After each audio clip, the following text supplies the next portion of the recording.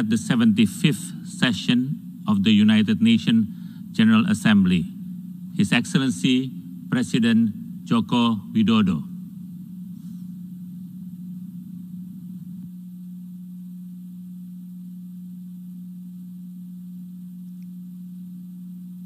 Yang Mulia Presiden Majelis Umum PBB, Yang Mulia Sekretaris Jenderal PBB, Yang Mulia para pemimpin negara-negara anggota PBB, tahun ini genap 75 tahun usia PBB. 75 tahun yang lalu PBB dibentuk agar perang besar, Perang Dunia Kedua tidak terulang kembali. 75 tahun yang lalu PBB dibentuk agar dunia bisa lebih damai, stabil dan sejahtera. Karena perang tidak akan menguntungkan siapapun.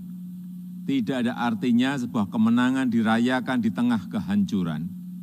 Tidak ada artinya menjadi kekuatan ekonomi terbesar di tengah dunia yang tenggelam. Pimpinan sidang yang terhormat, di usia PBB yang ke-75 ini, kita patut bertanya, apakah dunia yang kita impikan tersebut sudah tercapai?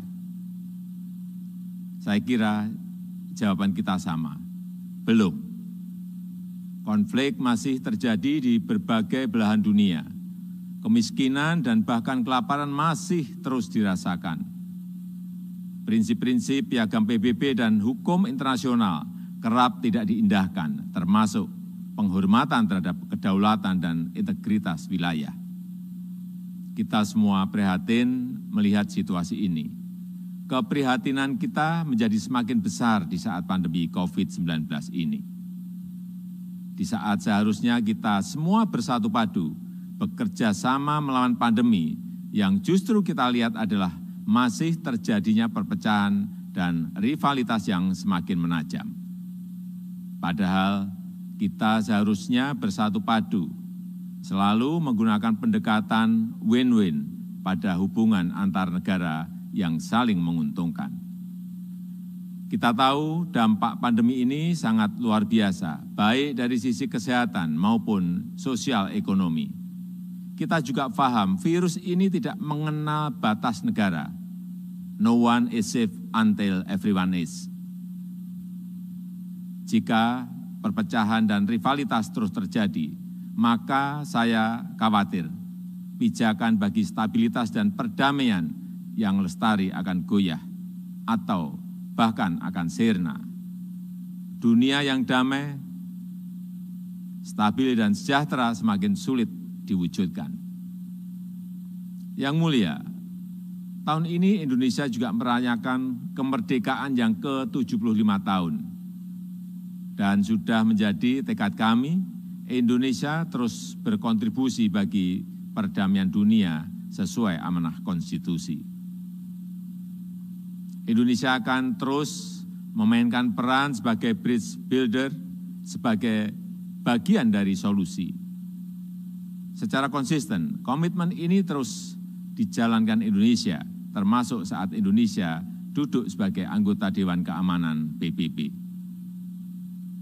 Spirit kerjasama akan selalu dikedepankan Indonesia, spirit yang menguntungkan semua pihak tanpa meninggalkan satu negara pun. No one, no country should be left behind.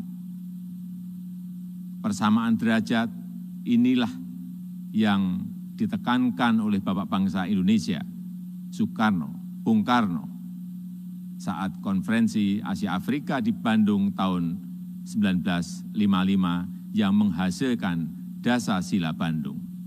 Hingga kini prinsip Dasar-Sila Bandung masih sangat relevan, termasuk penyelesaian perselisihan secara damai, pemajuan kerjasama, dan penghormatan terhadap hukum internasional.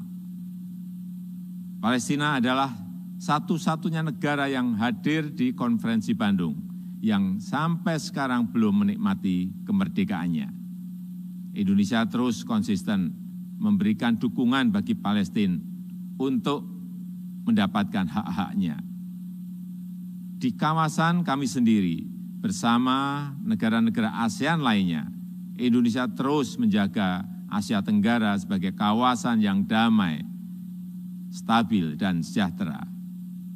Pada hari jadinya yang ke-53, 8 Agustus 2020 yang lalu, ASEAN kembali menegaskan komitmennya untuk terus menjaga perdamaian dan stabilitas kawasan. Spirit kerjasama dan perdamaian inilah yang kemudian didorong Indonesia ke kawasan yang lebih luas, kawasan Indo-Pasifik melalui ASEAN Outlook on the Indo-Pacific. Yang mulia, melihat situasi dunia saat ini, izinkan saya menyampaikan beberapa pemikiran. Yang pertama, PBB harus senantiasa berbenah diri, melakukan reformasi, revitalisasi, dan efisiensi. PBB harus dapat membuktikan bahwa multilateralism delivers, termasuk pada saat terjadinya krisis. PBB harus lebih responsif dan efektif dalam menyelesaikan berbagai tantangan global. Dan kita semua memiliki tanggung jawab untuk terus memperkuat PBB agar PBB tetap relevan dan semakin kontributif sejalan dengan tantangan zaman. PBB bukanlah sekedar sebuah gedung di kota New York, tapi sebuah cita-cita dan komitmen bersama seluruh bangsa untuk mencapai perdamaian dunia dan kesejahteraan bagi generasi penerus. Indonesia memiliki keyakinan yang tidak tergoyahkan terhadap PBB dan multilateralisme. Multilateralisme adalah satu-satunya jalan yang dapat memberikan kesetaraan. Kedua, kolektif global leadership harus diperkuat. Kita paham bahwa dalam hubungan antar negara, dalam hubungan internasional, setiap negara selalu memperjuangkan kepentingan nasionalnya. Namun, jangan lupa, kita semua memiliki tanggung jawab untuk kontribusi menjadi bagian dari solusi bagi perdamaian, stabilitas, dan kesejahteraan dunia. Disinilah dituntut peran PBB untuk memperkokoh kolektif global leadership. Dunia membutuhkan spirit kolaborasi dan kepemimpinan global yang lebih kuat untuk mewujudkan dunia yang lebih baik.